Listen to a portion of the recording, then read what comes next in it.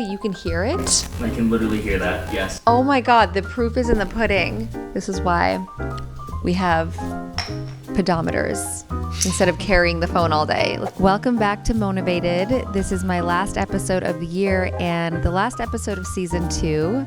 And I thought it was really appropriate to do a Q&A. It's pulse electromagnetic field therapy. So it's essentially electricity for your cells, and it's literally recharging your mitochondria. I feel like I'm seeing grass-fed all over grocery stores, and I'm like, something feels up. Like they're finding a loophole in terms of safety of Botox. I love this question because I feel like I can actually speak from experience as someone who was not confident most of her life.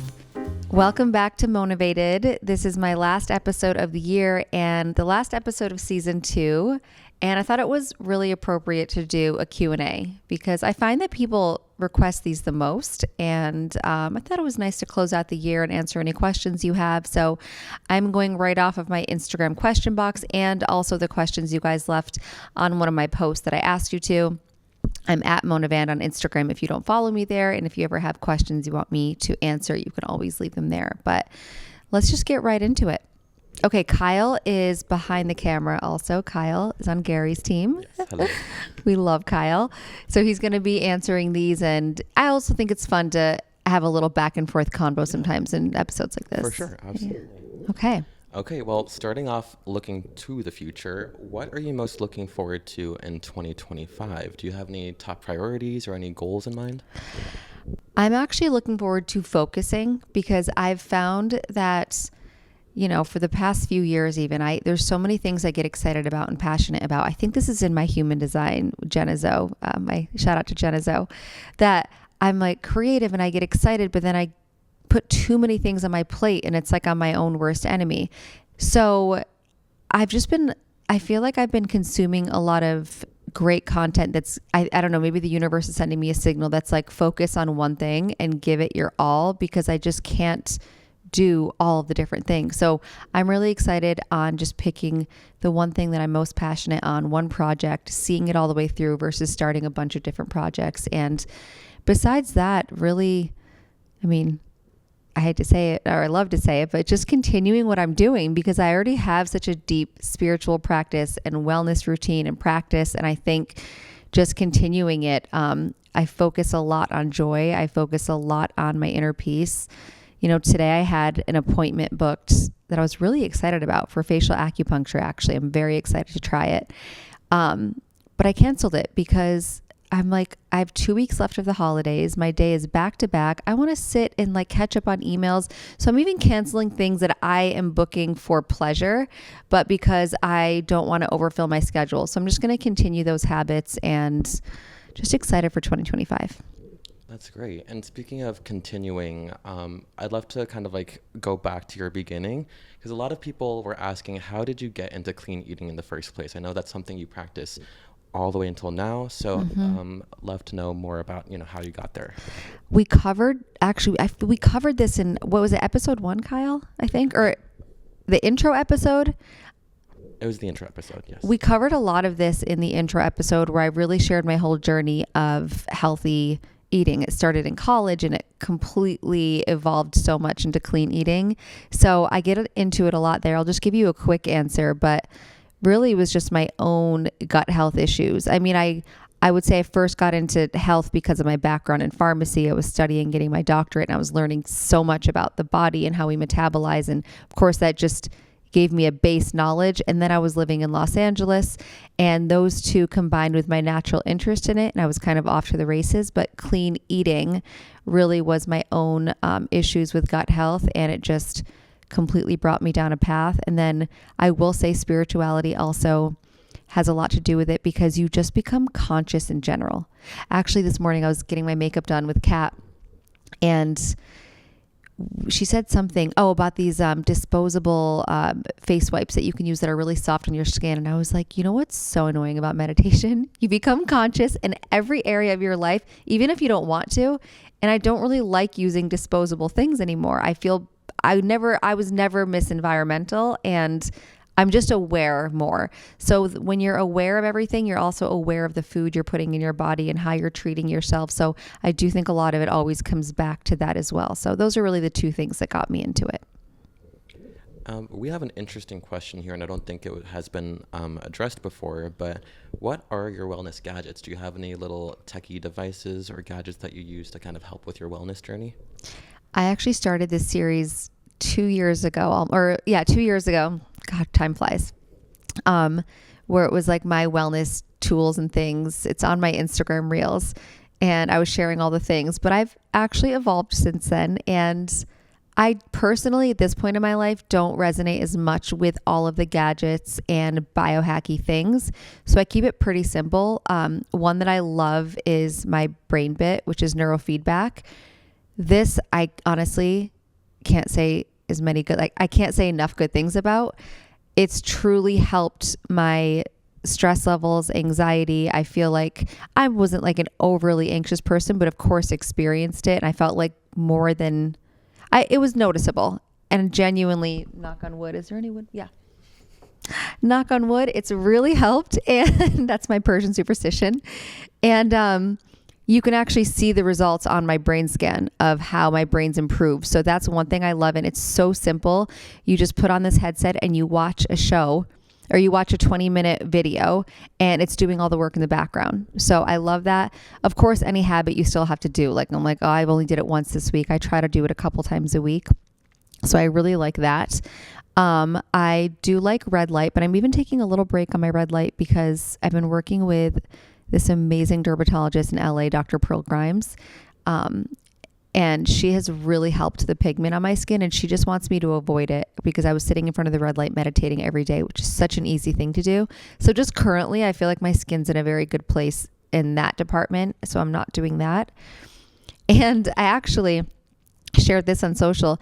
I'm really into tracking my steps just because I want to make sure I'm moving at least 8,500 to 10,000 steps a day. I know it seems like a lot, but it's so good for you. And I don't want to have my phone on me all the time. So I went old school and got this. It's literally clipped to my skirt right now. This digital pedometer. It's like this little hot pink, cute device. And I'm tracking my steps with that because sometimes I'd be on the treadmill and want to keep tracking. I'll do calls on the treadmill and I don't want to hold my phone and have the EMFs all the time. So I'm using my cute little pedometer, and I'm trying to think, is there any other devices? Wellness gadgets. Honestly, I'm pretty simplified right now. I think that might be it. I have other things. I have my PEMF bed, like a real major PEMF bed that I've had for a few years. I have no business having this device. It's fully professional grade. But I only use that if I have a virus or a cold because it really recharges your cells. So I'm not using it all the time. I'll pull it out as like a tool in my toolkit. Got it. So actually, a question here. So what exactly is a PEMF? PEMF. PEMF, my apologies. I'm glad you asked. I'm assuming like this is my wellness community. They know, but they might not. It's pulse electromagnetic field therapy. So it's essentially electricity for your cells. So they sell these in all different versions. You can get a mat that's a PEMF mat that's a lot less expensive. I just went all in like 4 years ago and bought this device that is like what professionals use, but it's this whole huge bed, and basically it feels like tapping almost, like this little, it almost feels like clicking or tapping, and you can do it at like a frequency of 1 to 9. The higher you go, like the higher frequencies get to your nervous system, whereas lower will do like muscles. You can do it for like, I think there's some for your arms and legs. There's other for hips. There's different settings you can do. And then you can go on strengths. And it's essentially a battery for your cells. So let's say you're fighting off a cold, or let's say you have pain. You could put it in a localized area, or you could do your whole body, and it's literally recharging your mitochondria. So it's very cool. It's very cool. It's cool. See, when I talk about it, I'm like, I got to do it every day. But all the things I think can add up. And I think I've been teaching myself that I trust my body more, and I trust that the body knows how to heal if you just give it the right tools. And it's just less overwhelming when you're trying to do all of the things all the time. So it's nice to have them. And if you invest in something like that, but I'm less of an everyday gadget person currently. Got it. That's so great to know. So next question we have here, it's more of a personal experience, but this person was asking for people who are eating meat and fish after being vegan. They've been finding that they're having problems with their stomach and their gut. Do you have any recommendations to that transition from not being vegan to finally eating meat and fish? I think everybody's different. So if you're really trying and it's bothering your gut, there is that possibility that maybe it doesn't work. It's not good for your body or it's not working for you. But I also think before you get there, you really have to pay attention to all of the details. Number one, what's the quality of the meat? Is it grass-fed and finished? Is it organic? Is the fish wild caught? It's so funny. My brother, I always tell this story because he was like, shopping for fish and he was like, look, farm fresh. I'm like, no, farm raised isn't good, but I can understand the confusion. You don't want farm raised because they're not in their natural habitat. They're often given antibiotics, kind of the same as like chicken when it says antibiotic free. The farm raised is they also often dye salmon. Like sometimes you'll see they add a pink color to make it more pink. So these are all things you have to pay attention to. Are you getting the pure source of it? Also pay attention to how's your mental state while you're eating? What are you doing? Are you stressed out? And really take note. And I think if you're paying attention to all these things, you'll get a better, clear idea. And I would say try one protein at a time. Maybe take a week or two where you're just like, I'm going to experiment with salmon or cod or beef, whatever. And also see if it's any of the other foods you're eating with it. Sometimes it's the oils you're cooking and make sure you're not using any seed oils and cook in 100%, grass-fed and finished ghee or olive oil, coconut oil. So do a little research there. I have tons of information on my Instagram. And if it's still bothering you, I'm personal opinion, a firm believer that everybody is different. I have a few people I know that thrive on being vegan. I have some people that thrive on a heavy meat diet. I really feel that at this point in my life, a balance is best for me, but experiment with it. And the whole point of switching from one diet to another is because maybe your health isn't optimal. So if you're switching and your health is getting worse, then maybe it's not the best idea. You have to do whatever works best for your body. I think that's great advice. And I kind of want to tap into the grass-fed and finished beef that you mentioned.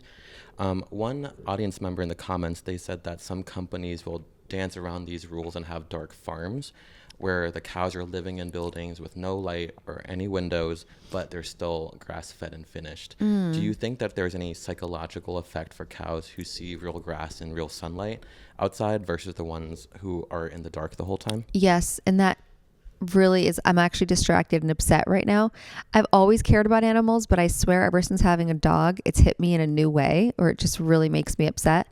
I think there is a couple things we could do. There's a humane certified, that's one thing you can look for. And I don't want to lie because I don't exactly know what that entails, but I know it's the best certification you can get for humanely raised. This is why I've actually had this weird intuition lately. I feel like I'm seeing grass-fed all over grocery stores and I'm like, something feels up. Like they're finding a loophole. So I personally order my meat from like 2 specific farms. I research them. I've even emailed them a couple times to ask questions. I'm thinking of calling or setting up a call to just get to know them. And that's where I trust getting my meat from.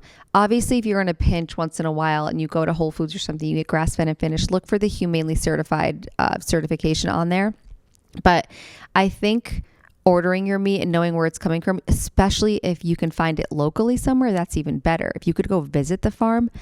People think this is so crazy to do, but why? It's the food we're eating every single day. It makes sense that you would know where it comes from. Like it shouldn't be this obscure, big brand of like crackers where you don't know the founder behind it or whatever. If you're eating something every day, I think it's kind of an interesting idea to do that.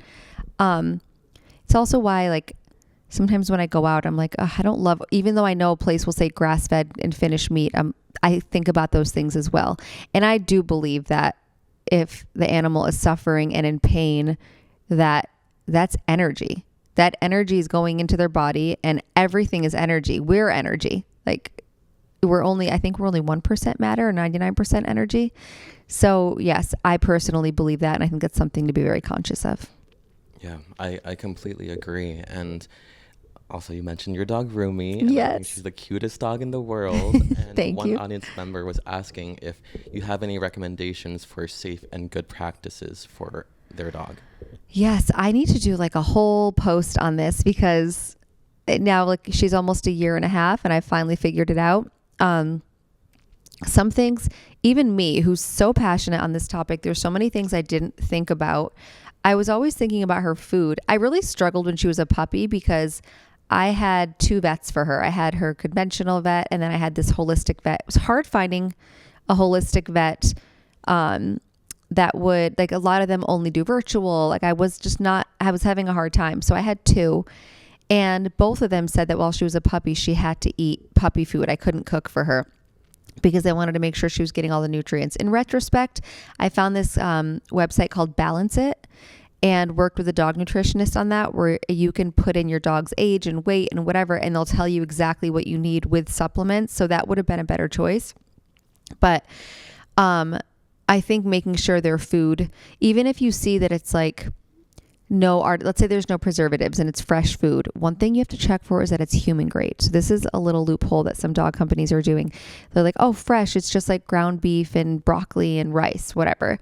Is it human grade meat? Because they separate it, which really bothers me because I feel like I'd want my dog to eat the same quality as me. I don't separate her because she's an animal. She shouldn't eat clean. I also look at like being, organic is best, grass-fed is best, but if you can't, then obviously getting fresh food is better. I don't like packaged dry food. I just think it's not natural for an animal. And I also think that cooking is not that hard. Like I'll make Rumi's food and it's just like sauteing some meat, boiling some barley. I mean, we have a food scale. I make it in bulk. We do like 2 to 3 weeks at a time. And I freeze it in these tiny little mason jars. They're probably, what is this, like a 1 ounce size, 2 ounce? I don't know. It's like a little short, like the smallest mason jar you could find. And I freeze them in there and I defrost like 2 or 3 at a time. So she has like 1 or 2 days at a time defrosted and then rinse and repeat. And she loves it. And I have noticed that she has healthy little poops now because I feel like before they weren't. So I do that for her. And then 2 major things I discovered later. One was all of her dog toys were plastic. Never thought about it. I'm like, you're literally chewing on plastic. You're swallowing it. I don't even like plastic. Like, I don't want to drink out of a plastic water bottle. And here's my dog like chewing on plastic. There's this one company that I found online called Our Greenhouse, and they have all sorts of different things on there. And I found the cutest little organic dog toys. And some of them weren't organic. They were just natural wool, natural cotton, natural rubber. This company, there's another one. If you Google like natural rubber chew toy, you'll see it because it's a pretty common one. They even sell it on chewy.com. And the wool ones, though, it's funny because sometimes they do rip apart. Like one of them didn't last that long. The other ones have actually, and they're so adorable. I got all these pastel colors because I wanted them to look nice around the house. I was sick of looking at like a bright green or orange ugly toy in my living room, and my colors are very neutral. So I have all like grays and whatever, and they're so cute. So I got her a bunch of natural toys. And then the last thing was dog beds. This I did not even think about at all until I ordered her. I was trying to find her this like donut dog bed, and it came from Amazon with a big old sticker that said, warning, there's whatever material in this that may cause cancer. Like what? Flat out wrote it out. And I was like, oh my God. Then I was thinking about her other beds, and she literally nestles up into her bed with her nose like buried in it every day.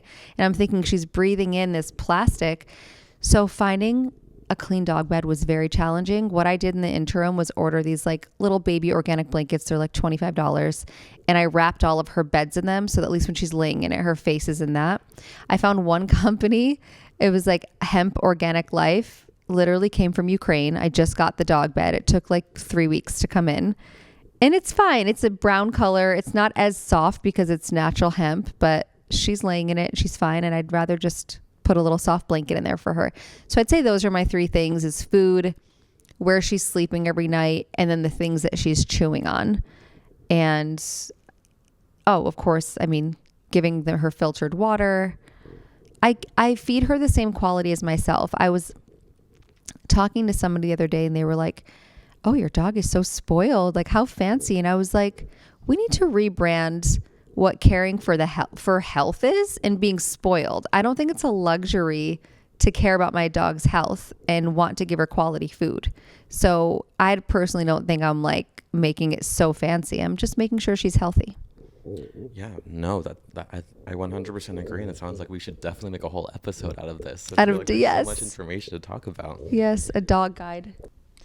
In terms of is it safe and does it have long-term effects, I feel like we're just now starting to see, right? I think that it's Botox, I don't quote me, I don't know how long it's been around, but I know filler, the whole filler phenomena got a lot bigger recently. And now, I don't know if you've seen these videos on social where these doctors are doing facelifts and they're scraping out filler from years ago and saying that like, even if you dissolve it, even after years, it stays in the body. So things like that with foreign substances does concern me. I personally, if I was going to want any kind of filler in my face, I would rather do fat. A lot of people are doing fat transfers and it's not as easy. You have to do a little bit of lipo and it's like local lipo. It's nothing you're going to notice, especially if it's going in your face.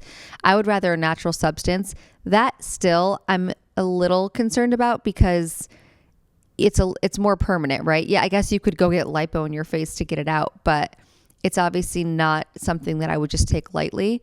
But in terms of safety of Botox, of course, Botox has a lot of negative effects. It's a toxin and it's literally paralyzing your muscle temporarily and then it goes away. And I know some people have had really bad experiences with it. I always come back to my theory on this, which is like your toxic burden pie chart, I like to call it. We're exposed to toxins all day, every day. So you have to pick and choose which areas you want to really be good about, which areas you want to give yourself leeway on. And I personally don't know how you could be 100% toxin free because you go outside and you're breathing in pollution. Unless you are truly committed and you're wearing organic cotton hemp clothing every single day and you're cooking all of your own food and nothing comes in a plastic package. Even your organic rice that you're buying has a plastic package. Even the bubble boy's in a plastic bubble. So there's always something.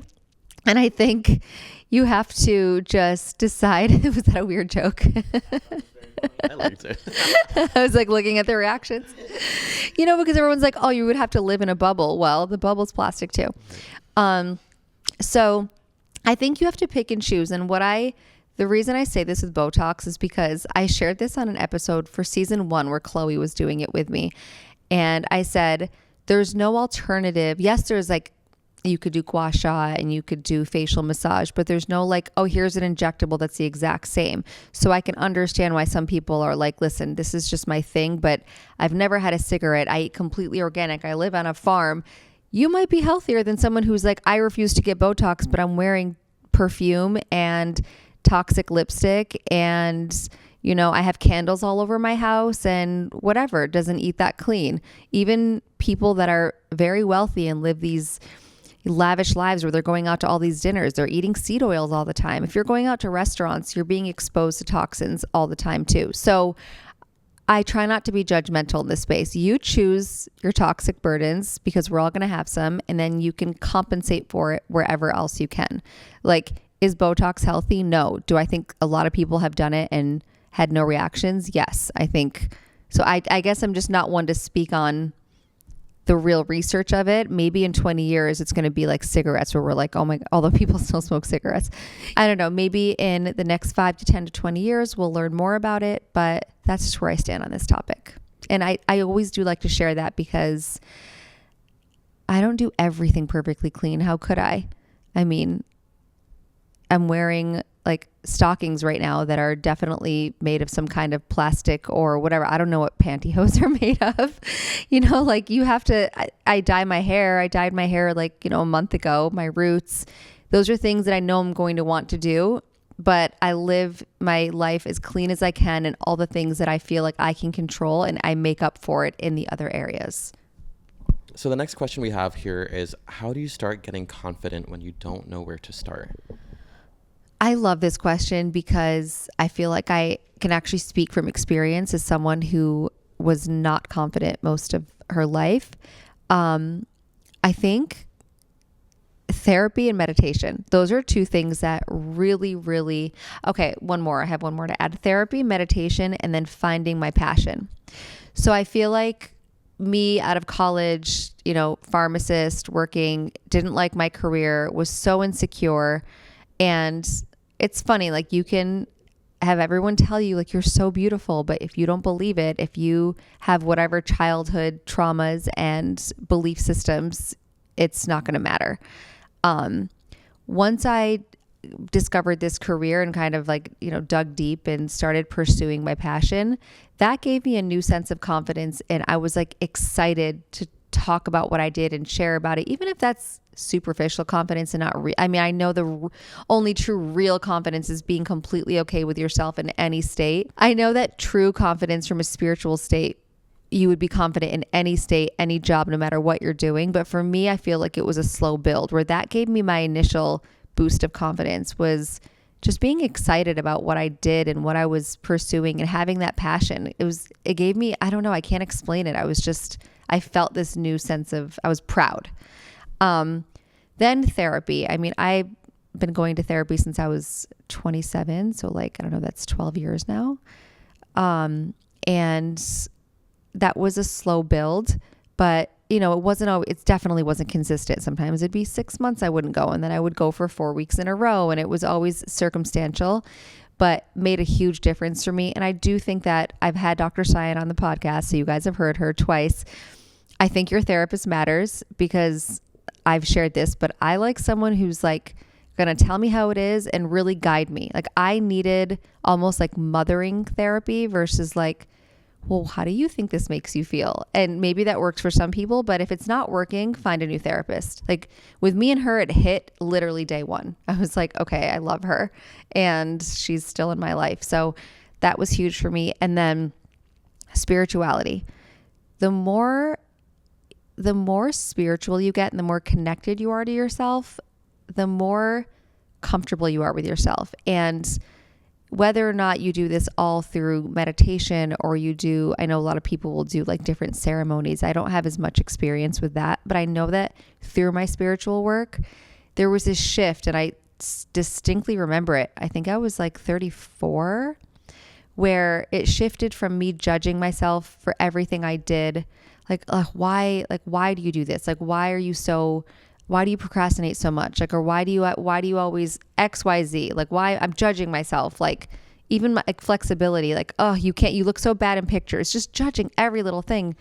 It completely switched to, oh my God, of course you're like that, you poor thing. Like this empathy, not even in a sympathy way, but like in a loving way, as if you were comforting your child or like a little sister. You're like, look at all the stuff you experience. Like, of course you're like this. And then once you get to that state, you can move on to acceptance where you don't even judge it anymore. And it's this really beautiful thing that I can't speak to enough that I experienced.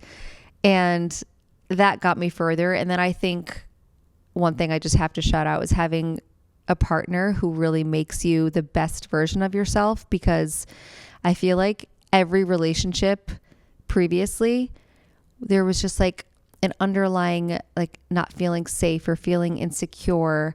And even if there was some that were good, there's also a difference in someone truly bringing out the best in you and supporting you and just being like your biggest cheerleader.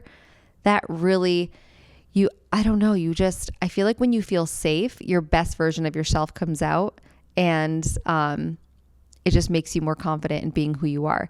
Think about that version of yourself you are when you were like with your high school best friends, like with your girlfriends, when you were probably like super weird and goofy and funny.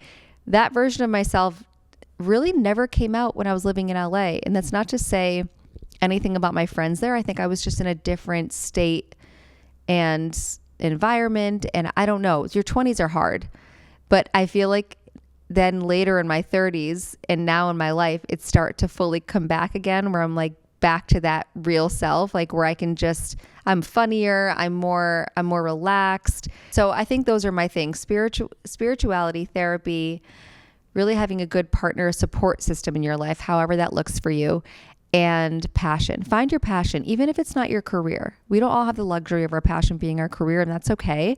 You can go to your job and contribute to society and then have your passion on the side. That's also okay. Just have something that excites you, whether it's cooking or, flipping things online, or whether it's, what other passions? Riding horses, playing a sport, starting a club. I don't know. These sound like such cheesy things, but I'm just any passion. Yes. Honestly, finding your passion really it makes all the difference. Yeah. Okay, so to switch gears a little bit, what are your favorite clean kitchen appliances, cookware, and containers? I do a whole episode on this. It's episode 8. It's called How to Detox Your Home, Simple Steps for a Healthier Living Space. And also on my Amazon storefront, I share certain brands that I like. There's 2 brands that I like that are on there, like Made in Cookware and Homey Chef, are both great stainless steel, affordable options. I also have Extrema is one of my favorite brands. They're a little more expensive, but they're the most beautiful, fully non-toxic ceramic cookware. So I have all 3 and kind of alternate. I personally do not use nonstick pans. I have one nonstick caraway pan that's kind of for like emergency. Like there's this one pancake that I make, for some reason, will not work on a stainless steel pan, no matter how much butter I put. It's really interesting. So I'll pull out that pan for that. But I'm just not sold on the nonstick being clean, because they'll say one material's clean and then like a few years later, they'll say it's not. And sometimes they'll ban one ingredient, but create the same ingredient with a different, one little chemical structure different or under a different name. So I just like to know, I know that those are so tried and true. But you can listen to that whole episode for more of that. Yeah, and speaking of your favorite things as well, what are your favorite clean everyday workout clothing that you found? I don't love any, to be honest. So I have a lot from Pact, which is, they're cute. Like I get solid black, solid colors. The cotton just doesn't hit the same. Like it doesn't squeeze your body. Like the regular workout wear I feel like really shapes you. So it's fine. And I'll wear it when I'm just like doing my own thing at the gym. But when I really want, if I want to look cuter, it's not my favorite. But if I know I'm going to be like sweating it out on the treadmill for like an hour, like I like to do like hour walks on incline sometimes. I'll do that because I'm like, if I'm sweating, I don't want this on me all day. And if I know I'm going to be running around in my athleisure, then I will only wear Pact. I think Made in too, but I can't remember. Pact is a good one. So I'll wear that all day. I don't like to sit in my workout clothes all day if it's not organic cotton. So that's my answer for that one. Got it. Yeah. And to go back to clean eating a little bit. Oh, wait, sorry. one more thing I remembered. Skims is also cotton. So actually I was at the cotton event with Melissa. Melissa Wood did a little an event with cotton recently, and I was there and I was chatting with them. And first of all, I didn't know cotton was a nonprofit. That's pretty cool. But they reminded me that Skims is cotton, and Skims has the cutest stuff. So I feel like I might even buy a few more of those just to have in my back pocket when I want something that's not plastic, but also, cuter. Amazing. So, kind of go back a little bit to clean eating. One user mentioned that, clean eating can be a little bit expensive for them. So how would you recommend someone to start their clean eating journey who might be on a tighter budget?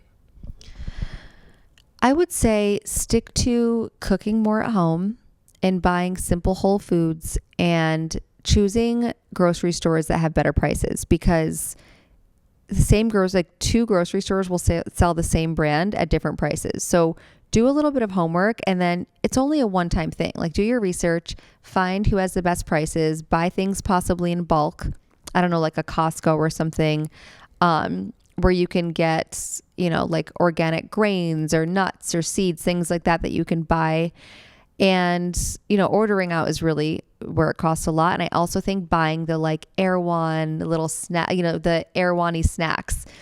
They're so fun, and there's so many amazing small brands out there, but they are more expensive because it takes a lot of money and time to, mass produce things like that. So I do understand. But even like, organic beans like Eden, I do like, if I'm going to get any canned beans, it will only be Eden because they're BPA and BPS and BP. There's one more. There's so many BPs, and it's not just BPA free, and they're actually free of them all, and they're organic and pressure cooked. So that's a great way to like add in some protein, and they're so good for you. I mean, Dan Buettner also shares they're like the number one longevity food. Jovial also sells organic beans in glass. I don't know if they're more expensive, but also buying them dried. If you invest in a good pressure cooker, I'll cook and freeze them in bulk. Buying in season. I know you hear this a lot, but it's truly less expensive because it's supply and demand. There's an abundance of squash in the fall, so they're going to sell it for less because we can get it everywhere. And it's better for your health. So buying in season, local, buying in bulk, cooking more at home, and don't be fancy with it. Like clean eating is not, take a piece of fish, a little lemon and olive oil, stick it in the oven, some lettuce, make a salad, boil a little bit of rice, like, you know, boil a sweet potato. It's really simple. If you add fresh herbs and you add spices and a little lemon and olive oil and sea salt, anything can taste good. That sounds great. And another question about clean eating here. For those who have a nut allergy or stay away from oats and seeds, do you still have any recommendations for how they can still eat clean with that allergy? Yeah, I mean, it depends. Like if you have a nut allergy, you can avoid nuts. I mean, there's seeds, there's different seed butters you can have. I don't eat like so many nuts in my diet. I really lean into squashes, and maybe because it's the fall. In terms of milks, you can do coconut milk. And if dairy works for you, just make sure it's organic and grass-fed and finished. I'm trying to think of what else. Was it an oat and a nut and seed allergy? They were just saying nut allergy, and they tend to stay away from oats and seeds. I would literally go on ChatGPT and ask this question. I use ChatGPT multiple times a day. I have an oat and seed allergy or a nut and seed allergy. I don't really want to eat oats. I want to eat clean. What should I eat? ChatGPT will make you recipes. So take advantage of that. I love that. And this is a kind of fun question. So if not pharmacy, what would have been your other career choice, not knowing your career now? I would have wanted to be a TV anchor. Well, I wanted to be a news anchor, but my parents said no. When I was in high school, they were like, you're not doing that. They basically scared me into saying like, if you major in communications, you're not going to get a job. So that's what I would have wanted to do. If it wasn't pharmacy, it was always something medical. I actually planned on maybe I'm going to go to pharmacy school, have that in my back pocket, and then apply to medical school. And then I got to my 6th year and I was like, hell no, I'm done with school forever. I was traumatized. So that would have been, I feel like even now, television is always just something in my soul that I love. I find it so fun. Actually, it was funny bringing up Melissa again. Love you, Melissa. We were talking about this recently, how she just like really loves being on stage with like, let's say like all the people in the audience, like doing talks. That doesn't do it for me. Like I can do it, but I'm not like excited by it. Whereas TV and film really excites me. So I think that would always, and that's always something in my future that I think about, like maybe I would lean into. So with this more reflective question, how do you feel you grew the most this past year?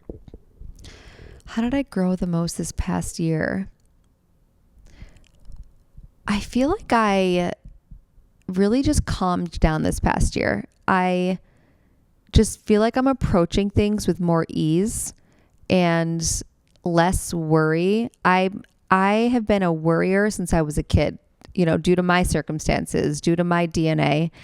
And my mom is the biggest worrier in the world. And I feel like made the most progress this year of coming out of it. Even there was this one partnership that I was really excited about that I did something with. And then we did a couple things together, and we were basically waiting on, you know, the metrics to see how it did, to see if it would continue into a bigger partnership. And the first time I did it, I was just went into it like stressed. And normally I'd be like, oh, I wanted to do good. And I'd be upset, and I'd be like maybe asking everyone to post it. And then when I went into it the last time, I was like, you know what? Whatever's meant to be will be. I'm going to go enjoy it. If it does well, then I'm meant to do this. And if not, I'm not. I haven't even reached out to them to see what the metrics are. I think that surrender of like whatever's meant to be for me will be has been really nice. And I've heard about it for years, but maybe started experiencing it for the first time this year. And I've also leaned more into what do I actually want to do and what's really going to make me happy versus getting out of that, what do I think I need to do? And, I don't know. Sometimes I think we think about like having to take the next step. I've even got to a point where I'm like, if I just wanted this to be my career forever and it didn't grow and I just stayed steady and I created content and I made a nice living off of it and it was enough for me to fill my bucket, but give me the free time I want, that's okay. And I think before I was always in the like, what's next? What's next? What's next? So that's been a really, really nice place to be in, hence canceling appointments all week so that I can enjoy the holidays and, taking the right partnerships and making sure that I'm just doing what I need to do. And then the rest of it, not feeling like I have to if I don't need it, making that choice consciously. Yeah. And I think this definitely hits back to what you said before about, finding your passion and just doing exactly what you love every single day. And your passion might change.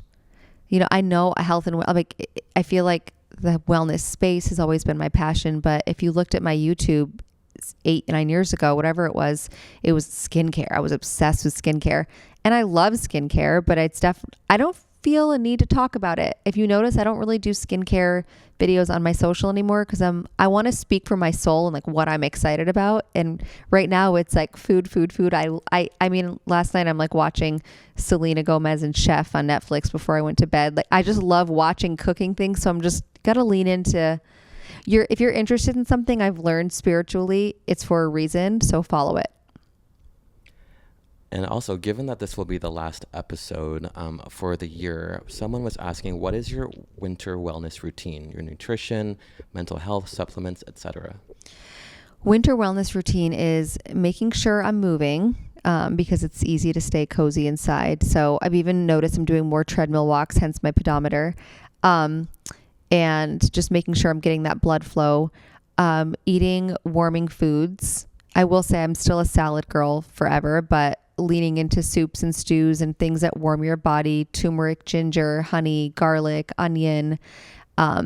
If me and Gary are ever like traveling or I'm worried about us like not catching a cold or we're around someone who just had COVID or something, we'll swallow garlic cloves, chop them up. And I've even put them in my socks before. Putting garlic. Yes. It's a holistic remedy you put because you absorb. I don't know the percentage, you guys should look this up, but you absorb way more through your feet. So if you put a garlic clove in your sock, but don't cut it up because I did that and it fully burned my foot. Yeah. Ooh. Yeah, it was too strong. It was like, this is itchy and burny. Just put it whole. And you put it in your sock and you'll absorb all the good immunity benefits. You can also put an onion on your nightstand to open up your sinuses, and that will help you too for immunity. So little fun things like that. What else? The last time I had like I was like losing my voice, and I made my own cough syrup concoction, which was basically just a ton of chopped ginger, honey, and lemon. And I would just like take spoonfuls of it at a time, like very strong. And honestly, like I said, just cozying up, like, before we're going to blink and it's going to be spring. So I know that time just goes so fast, and I'm so aware of that now. Like I don't ever really get upset about, I'm like, oh God, it's going to be summer, like before I know it. So I just like to lean in and enjoy the holidays and be cozy. I love that. And looking forward to the future a little bit more, someone was asking if you're going to come out with your own healthy organic meal prep service. Oh, I actually saw that question and I was like, well, maybe I should do that. No, wait, let me not do a million projects. I just stopped myself. I know that my future will include something with food. I don't know if I'm going to create a food product like CBG. I don't know if I'm going to open up a cafe.